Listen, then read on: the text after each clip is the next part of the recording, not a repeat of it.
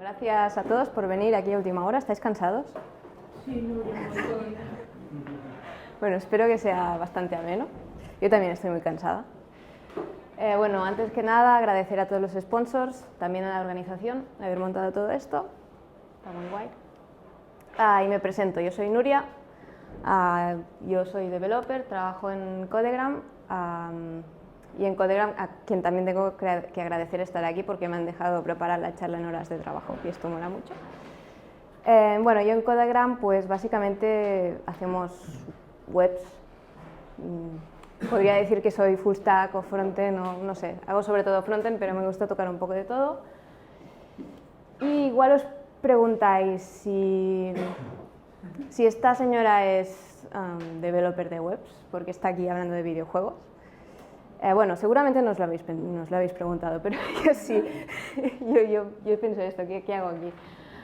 Pero bueno, estoy aquí para contaros cómo he desarrollado videojuegos en mi tiempo libre, es como hobby totalmente, y también cómo intento luchar contra este síndrome del impostor que tengo yo y que supongo que tenemos más de uno por aquí, más o menos. Y este fue el primer ordenador que toqué.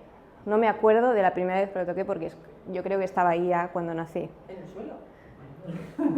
Está en el suelo, sí. No es el mío, es una foto de Google.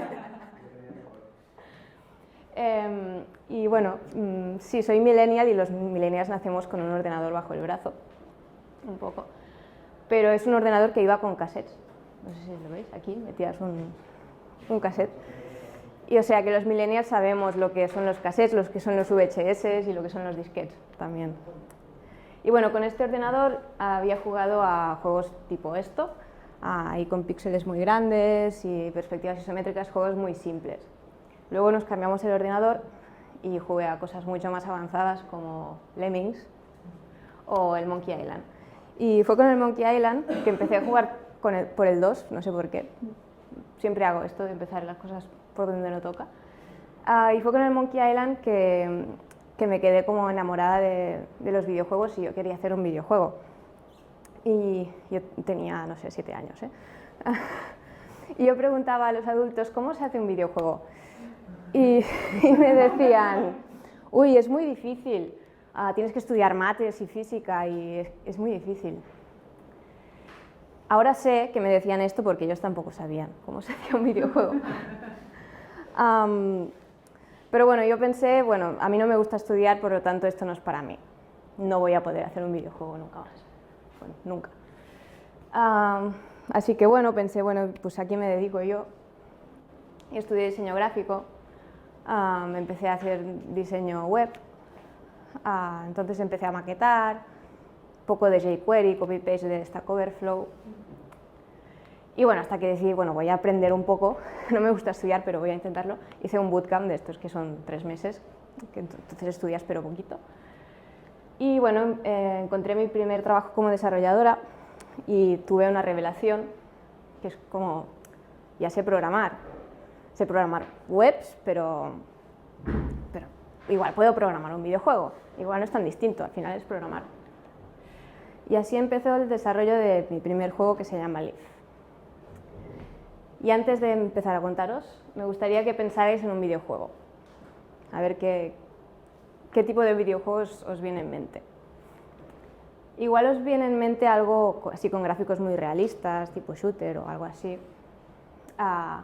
O igual algo más cartoon, de plataformas. O igual algo de plataformas pero mucho más retro, más 2D, como el Sonic o el Mario. O incluso algo súper, bueno, básico, como es el Tetris. ¿Sí? ¿Alguien se ha imaginado algo súper distinto? Más o menos encaja, ¿no? Pero la verdad es que también hay videojuegos que usan el texto como interfaz. Este es el Colossal Cave Adventure, que es de un juego de los años 70 y es considerado la primera obra de ficción interactiva. O sea, el primer videojuego que tenía un poco de historia, porque antes vino el Pong, pero el Pong pasabas un píxel.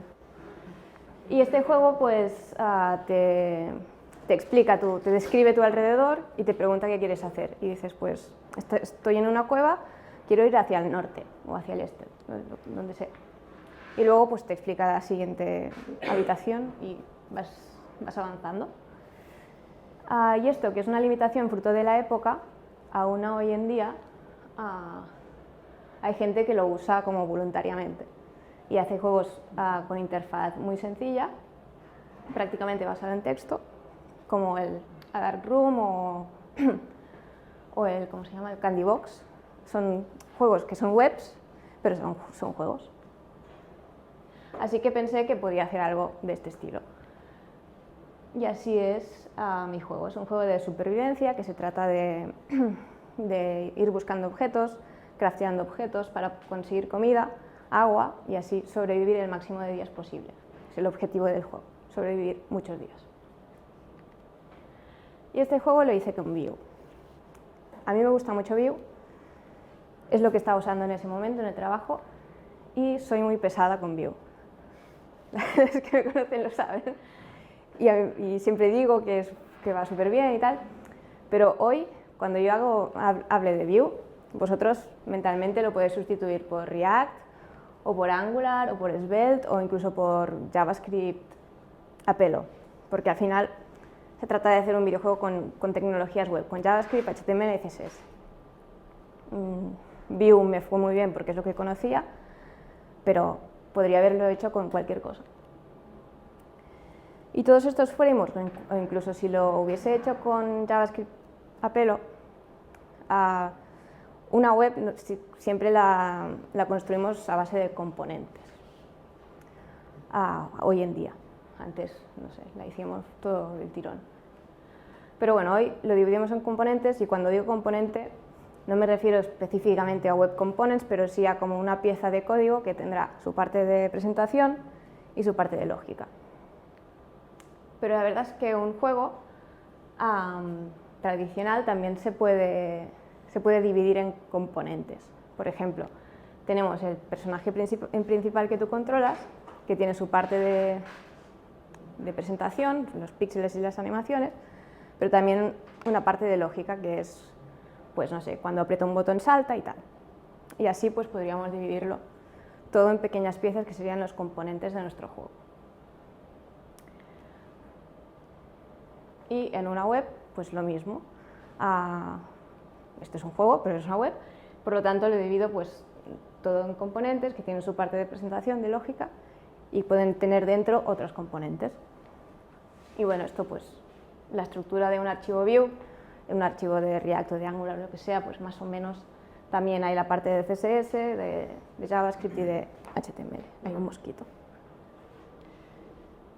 Otra necesidad que tienen los videojuegos y también las páginas web es poder controlar el estado. En Vue o en lo que sea, podemos poner el estado en el componente, que otros componentes no podrán acceder directamente a ese estado.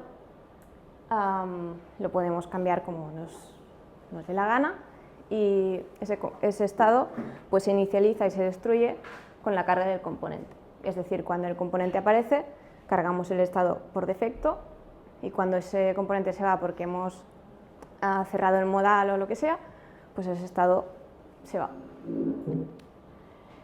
Y también tenemos el estado global, lo que sería el store, que en Vue tratamos con Vuex, en Redux hay Redux, en Angular en GXR, o no sé cómo se llama, etc.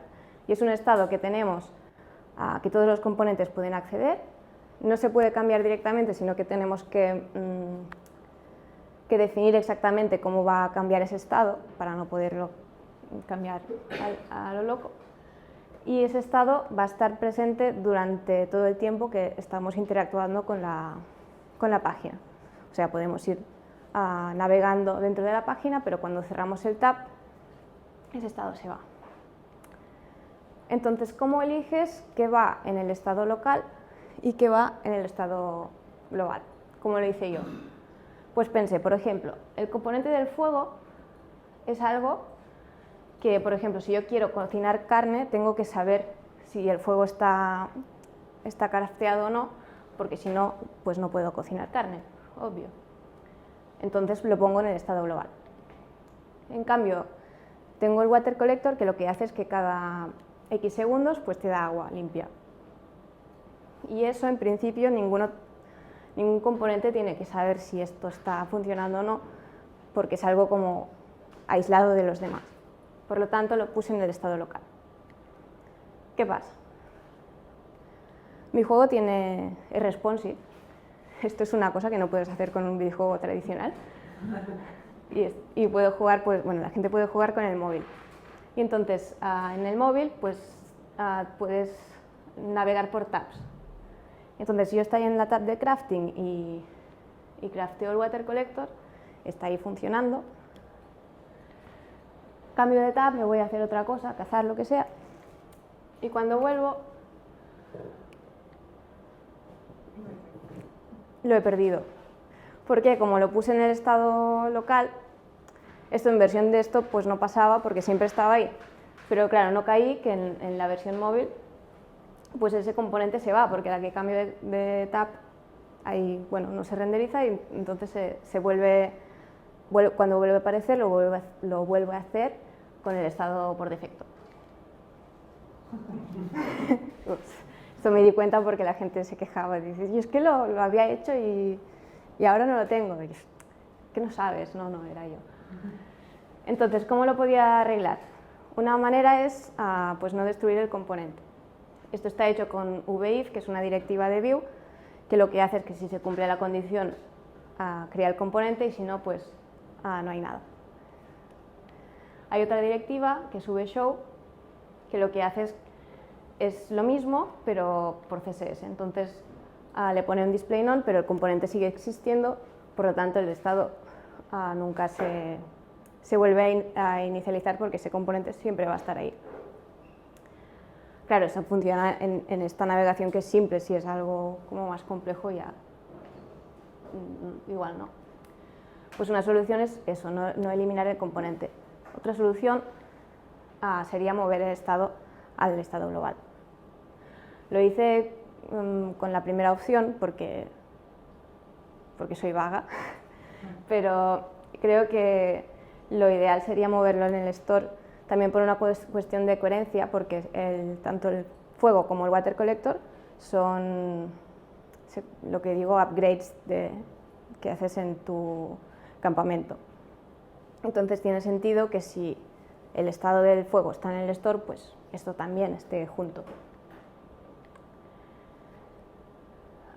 Y otra necesidad que tenemos en los videojuegos, que es muy importante, pero en la web no tanto, es controlar el paso del tiempo.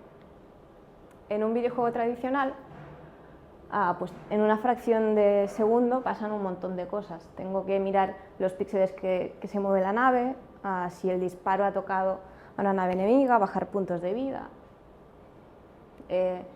Y es importante que ese control del tiempo sea muy preciso, porque si no la experiencia de juego se resiente un montón.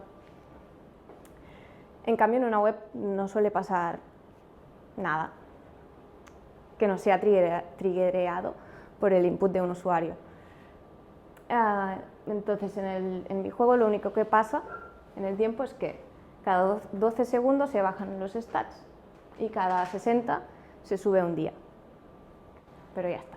No, eso pasa cada bastante tiempo. Entonces yo lo que hice es set timeout. Como controlamos el tiempo con JavaScript, pues set timeout.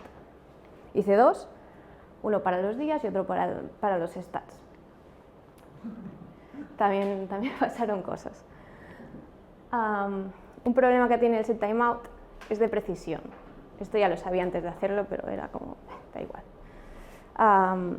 Cuando tú haces un set timeout y pones set timeout esta función, 12 segundos. En realidad no tienes ninguna garantía que la función se va a ejecutar a los 12 segundos exactos. Pueden ser 12, pero pueden ser más. Pueden ser 13, pueden ser 15, pueden ser 60. Y no tienes forma realmente de saberlo y de solucionar esto porque es cómo funciona.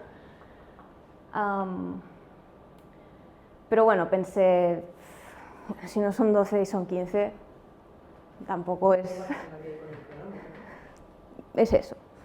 Da igual. puedo vivir con eso, en el caso de un tipo de juego así. Pero otro problema es qué pasa cuando pausas el juego. Un set timeout no se puede pausar. Lo único que puedes hacer es un clear y esa función nunca se va a ejecutar. Pero no puedes pausarlo.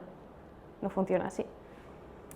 Entonces, hemos dicho que cada 12 segundos se bajan los stats y cada 60 se suma un día. ¿Qué pasa si el jugador pausa en el segundo 58? Los stats se han, bueno, a un clear timeout de todo, los stats se han bajado 4 veces y estos 2 del final no se ha bajado el stat por última vez y no se ha llegado a sumar el día. Entonces, tengo todo lo malo, que es que los stats se me han bajado y por 2 segundos no he llegado a sumar el día, que es el objetivo del juego, que sobrevivir el máximo de días. Esto aún pasa en el juego, o sea que si queréis ganar y vivir muchos días, no pauséis, tenéis que estar ahí. Pero bueno, ¿cómo podría solucionarlo si me pusiera un día?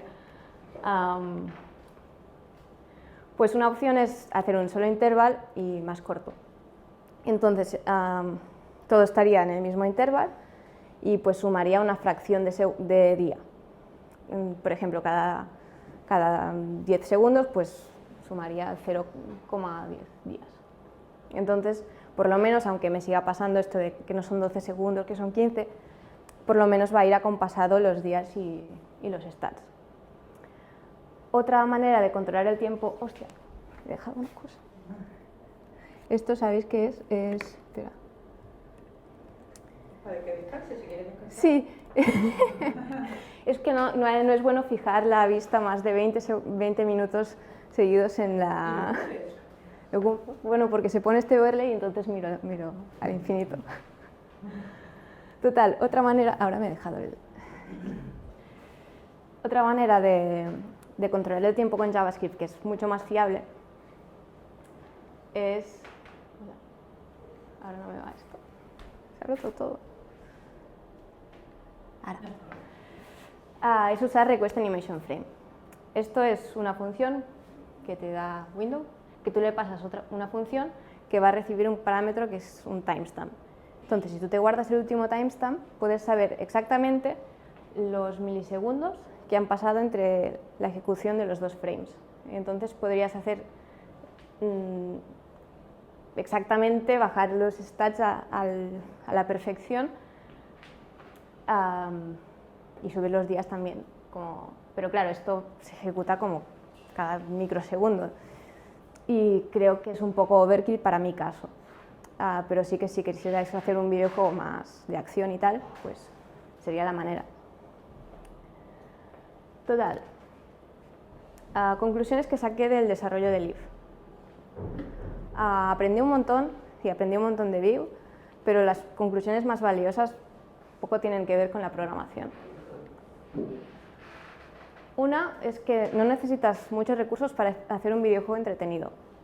Antes tenía Analytics y había gente que se pasaba jugando a esto 2 horas seguidas. Y ya ves, esto es un juego súper sencillo, súper tonto, no tiene gráficos, no tiene nada, pero es jugable y es divertido. Otra, que es normal equivocarse, es normal meter la pata y que te pasen estas cosas de bugs, que uy, no había pensado en eso, porque también es un proyecto personal, que no le vas a dedicar el tiempo y el esfuerzo de un proyecto profesional, y no vas a hacer test, y no vas a... Bueno, pues es normal, no pasa nada. Y que obviamente hay que ser consciente de las limitaciones técnicas que tengas al escoger JavaScript o escoger la herramienta que tú quieras, y también las personales. Está bien intentar superarse, pero poco a poco. O sea, era mi primer juego, si hubiera querido hacer un super videojuego con super gráficos y tal, pues lo hubiera dejado a las 2 semanas porque no sabría cómo tirar. Entonces, con todo esto aprendido, pues decidí participar en una Game Jam y hacer otro videojuego que se llama Euro Battle. Una Game Jam, si no os suena el concepto, es como una hackathon, pero de videojuegos, que tienes un tiempo limitado, suele estar centrado a un tema, y bueno, pues puede ser online, offline, esto depende de la Game Jam. Yo participé en una de Todas Gamers, que si no os suena, es un colectivo de mujeres que hacen periodismo de videojuegos. Son muy divertidas y organizaron una Game Jam que era de 2 o 3 días y el tema era Eurovisión. Y yo hice este juego, que es como un juego de batalla tipo Pokémon, que te haces tu personaje, que tiene sus atributos, y según el estilo musical o lo que sea, pues tiene unos stats de ataque, de resistencia y tal, y habilidades especiales. Entonces te compites contra otro haciendo cosas como twerking o dirigir una orquesta. Este juego también lo hice con Vue, porque como tenía un tiempo limitado y ya tenía mucha agilidad con Vue, pensé que era la herramienta adecuada para hacer algo en 2 o 3 días. Y en este punto sí que quería hacer un poco de gráficos, hice animaciones con CSS. Ya veis que no me las curré demasiado, es lo único que está animado el juego, y va haciendo así, y ya está, porque tenía 2 días. Pero sabemos, creo, habéis visto que en CSS se pueden hacer auténticas barbaridades, o sea que eso fue limitación de tiempo y personal mía. Y para evitar todos los problemas que había tenido con Leaf, pues ya sabía cómo dar la vuelta a las cosas para que no pasara. Para controlar el estado, pues lo puse todo, casi todo, en el estado global. Es una solución un poco ahí, pues así seguro que no me pasa nada. No sería lo mejor, pero bueno, otra vez, con 2 días, pues tiré para adelante. Y para controlar el tiempo y no tener problemas con set timeouts y tanto y tal, de esta decisión estoy muy orgullosa. Y es que decidí pues no controlar el tiempo. Y es que es un juego por turnos. Entonces es multijugador, pero es multijugador de los de antes, de ponerte 2 en el mismo ordenador y te vas pasando el control.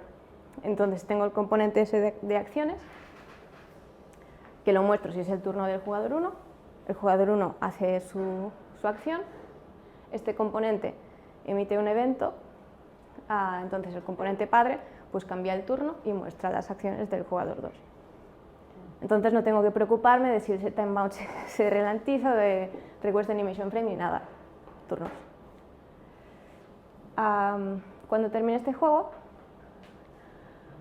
bueno, el desarrollo del juego fue muy fácil y muy rápido y conseguí hacer el juego en 2 o 3 días, que es lo que tenía que hacer. Obviamente no aprendí tanto porque, bueno, tampoco era el objetivo era hacer un juego, no aprender, y obviamente pues son 2 días, no te da tiempo de profundizar mucho. Pero el principal problema es que el juego es menos divertido. El juego está mucho mejor hecho, el código es más limpio, yo era mejor programadora en ese momento, pero eso no, lo que quiere decir con esto es que no tienes que ser un super crack de la programación para hacer un videojuego entretenido, es que no hay relación entre desarrollar bien y desarrollar un buen videojuego. Eso está para lo malo, pero también para lo bueno, ¿no? Si eres un junior y no tienes mucha idea, puedes hacer un videojuego entretenido.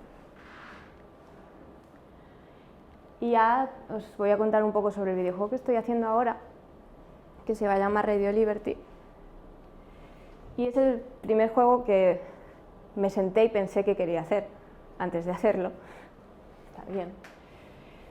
Y pensé, ¿qué objetivos tengo? Me gustaría seguir aprendiendo, porque a mí no me gusta estudiar, pero sí que me gusta aprender, no es lo mismo. Y entonces pues quería tocar algo nuevo y tal. También quería hacer un videojuego más ambicioso, había hecho ya cosas como más sencillas, pero quería hacer así un videojuego chulo, con historia, con gráficos más bonitos. Y en definitiva suena un poco cursi, pero yo quería hacer lo que quería hacer desde que tenía 7 años y jugaba al Monkey Island, que es hacer una aventura gráfica. Y de momento tiene esta pinta, va a ser un rollo pixelar. Y bueno, va a ser una aventura gráfica point and click. Las animaciones son un poco cutres aún, o igual se quedarán. Y también va a tener toques de supervivencia como el Leaf. Entonces vas a tener que combinar, solucionar los puzzles de la aventura gráfica con conseguir comida y agua.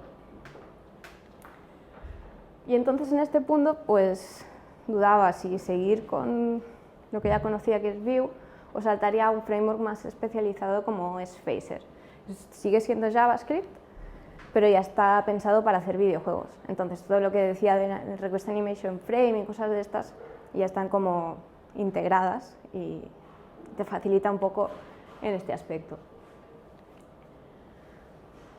Todo tiene sus pros y sus contras. Obviamente Vue pues va muy bien para hacer cosas que se parezcan a una web, como cosas de UI, de renderizar pues grids, menús, botones.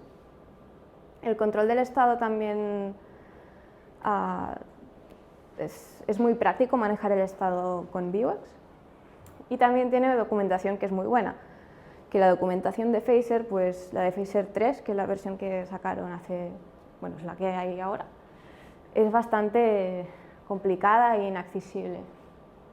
Pero Phaser pues tiene sus cosas buenas, que pues va bien para hacer animaciones, sobre todo tiene un motor de físicas integrado, es fácil controlar cosas de físicas y tal. No necesitas saber físicas para hacer un videojuego, ya te viene hecho. Y también para controlar el tiempo, pues eso de Request Animation Frame, ya tienes una función update que se va corriendo sola y tú vas haciendo cosas ahí. Así que bueno, dije, pues venga, yo quiero seguir aprendiendo y voy a usar Phaser, que además, si es para hacer videojuegos, va a ser la herramienta más adecuada. Y estaba en el punto, bueno, ya hice todo el movimiento del personaje cuando haces clic y tal. Y estaba en un punto que quería renderizar el inventario. Entonces la idea es que habría un botón por aquí y tú abrirías el inventario y saldría como un overlay con los objetos que tienes. Obviamente eso no es el diseño, es la idea. Y entonces pues no tenía muy claro cómo hacerlo. Y he dicho que Phaser la documentación es un poco justita, pero tienen una web que tienen muchos ejemplos de cómo hacer cosas. Entonces pues entré ahí y miré cómo poner texto. Pues vi esta función que bueno, pues tú le pasas la cadena de texto, le tienes que pasar unas coordenadas para dónde quieres ponerlo y el estilo. Y dije, bueno, vale, pues voy a probar.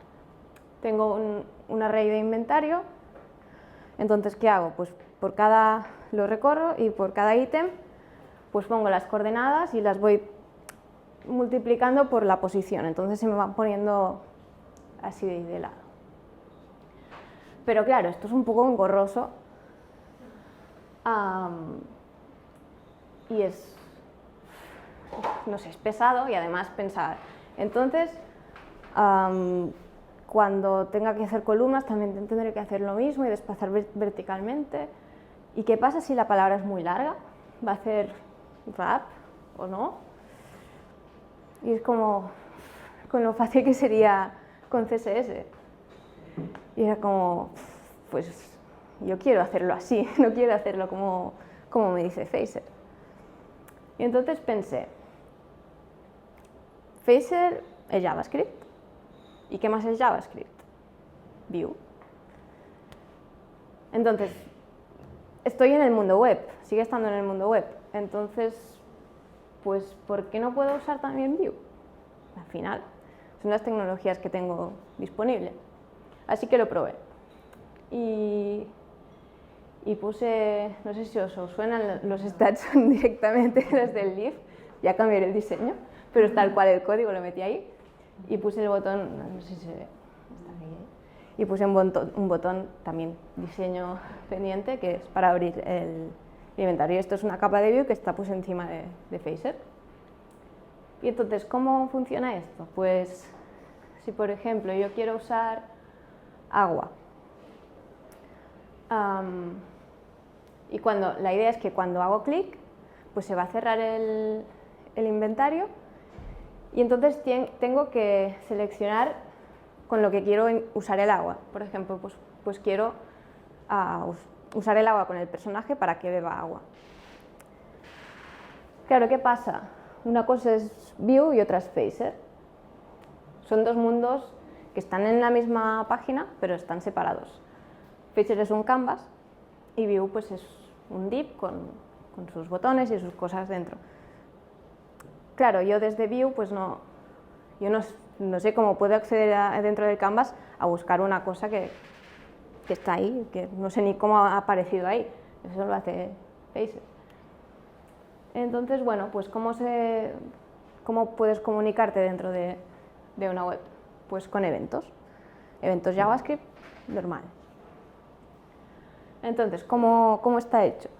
Desde Vue, cuando yo le doy en el inventario al agua, pues Vue emite un evento que es usar ítem con ID agua.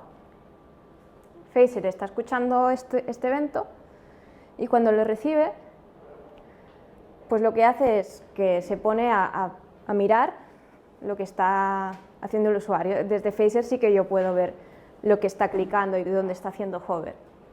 Y entonces pues paso el control a Phaser pues mira, está escuchando. Cuando el usuario hace clic encima del personaje, pues Phaser va a emitir otro evento y va a decir, vale, agua y personaje, pues lo que quieres es consumir este ítem que tiene ID agua. Entonces Vue, que es el que controla el estado y el que controla el inventario, pues dice, vale, ¿tengo agua en el inventario? Sí, la elimino y subo los stats. No sé si ha quedado claro, es un poco lío. ¿Es buena idea? Pues no lo sé. No lo sé.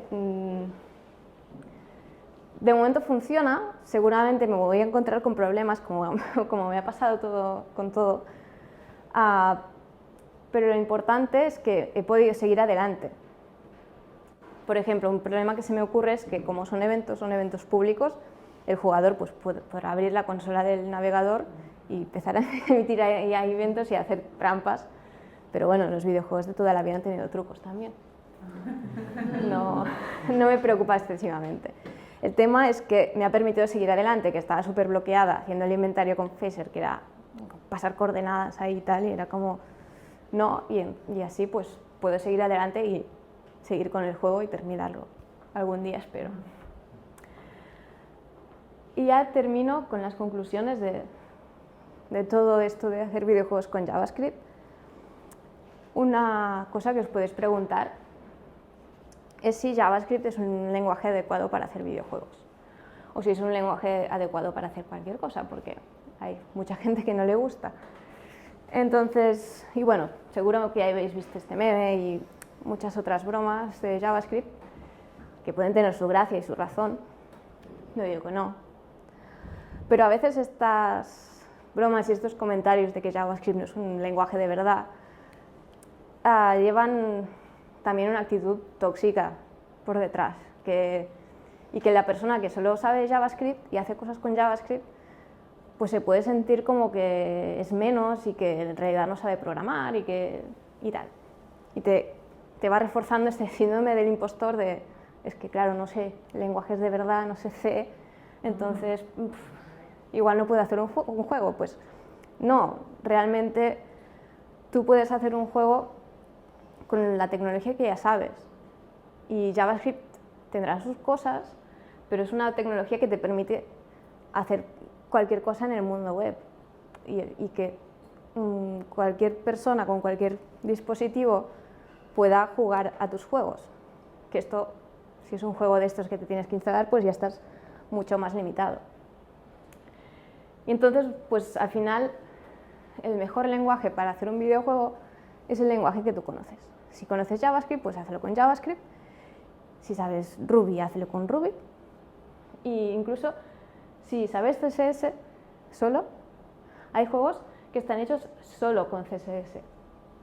Esto Es un juego, luego pasaré las slides, podéis entrar. Y está en CodePen, o sea que puedes ver cómo está hecho. Y es una pasada porque es HTML y CSS y ya está. ¿Y cómo lo ha hecho? Pues el HTML son checkbox y claro, desde CSS puedes saber si el checkbox está marcado o no. Entonces aplicar el estilo. Y pues la persona que lo ha hecho se ha marcado pues toda la condición de si está este check y este, pues renderizas, bueno, pones estos estilos. Y es, o sea, una pasada. ¿Es la forma más práctica de hacer un videojuego? Seguro que no. Pero si es lo único que sabes, pues puedes. Y esto que dicen es que CSS no es un lenguaje. Pues oye, puedes hacer un videojuego, no sé. Y otro tema es que es muy normal sentirse así. Yo me he sentido así bueno, también me siento así cuando trabajo y hago la web, que es lo que me pagan y en teoría sé hacer. Pero que es muy normal y bueno, pues esto con lo que os contaba de los eventos, pues yo estaba haciendo, pero en plan, ya verás que... Sí. Pero lo importante es pues tirar adelante y encontrar estos workarounds de, pues no sé hacerlo así, pues lo hago de la otra manera, que no va a ser la más correcta, seguro, pero si me va bien y me permite hacer el juego, pues ya está, no necesito más. Está muy bien tener buenas prácticas y testear el código y todo esto, no digo que no, pero sobre todo en un proyecto personal, pues no tenemos que buscar esta perfección y esta super calidad, sino que lo que tenemos que hacer es pasárnoslo bien y con suerte terminar el proyecto personal. Y ya os dejo con esto, es de es Mr. Rogers, que es un programa infantil, y sale este señor que está dibujando una casita y dice, no soy muy bueno en esto, pero no importa. Lo que importa es lo bien que me lo estoy pasando haciéndolo y no importa lo que digan los demás. Y que sienta muy bien haber hecho algo. Y esto, que es un programa infantil que es como súper básico, se nos olvida un montón. Y cuando estamos haciendo un proyecto personal, sea hacer un videojuego o hacer una web que haga lo que sea, o incluso otras cosas como yo qué sé, escribir o dibujar, lo importante es pasarlo bien. Y también es importante compartirlo y enseñarlo a los demás, porque aunque haya gente que pueda ser hater y rajar por internet, esa gente no ha hecho nada y está ahí rajando y ya está. Tú estás haciendo algo y aunque a tus ojos igual está lleno de defectos, seguro que los demás saben ver la virtud que tú estás ahí que no ves. O sea que por favor, sea lo que sea, videojuegos, escribir, dibujar, hacer algo y disfrutar en el proceso, porque es lo más importante. Gracias.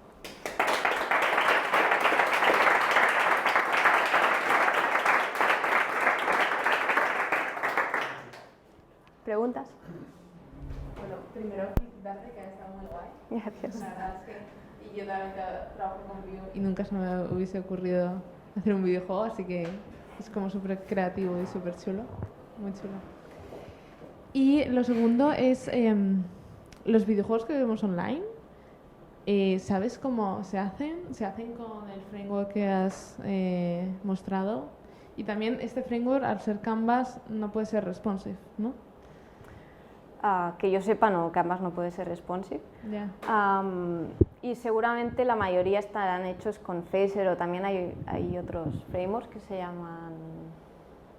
Creo que hay uno que se llama Pixie. Y bueno, también hay videojuegos hechos con Unity que puedes exportar a web o también otros como es que ya no son frameworks, son como motores que igual que es que no tienes ni que saber programar porque es como pintas los píxeles y haces la lógica, no sé exactamente cómo, y esto exportas a web. O sea que hay muchas maneras de hacer videojuegos web, pero bueno, todo al final acaba siendo JavaScript. Incluso podrías hacerlo sin framework, con el Request Animation Frame y tal, pero es un poco matado.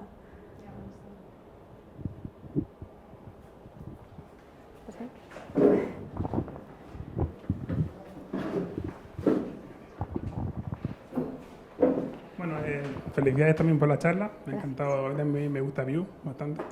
Me ha parecido alucinante lo que ha hecho con el del inventario en Vue, no se me habría ocurrido en la vida. Y mi pregunta es si hayas pensado en aceptar contribuciones, lo que es hacerlo público o es como personal. Yo luego no lo haría porque me daría miedo que me permitiese mi idea, ¿no? Pero era un poco la pregunta esa. Bueno, el código es público, está en GitHub.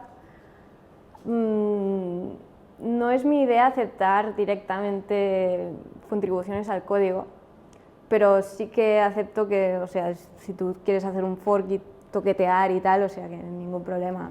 Tiene una licencia, este último tiene una licencia Creative Commons, que es, bueno, lo típico attribution y tal, pero sí, es como, al ser una cosa creativa y tal, quiero tener mi visión y en principio, de momento, no acepto contribuciones. Ya está. Pues, gracias.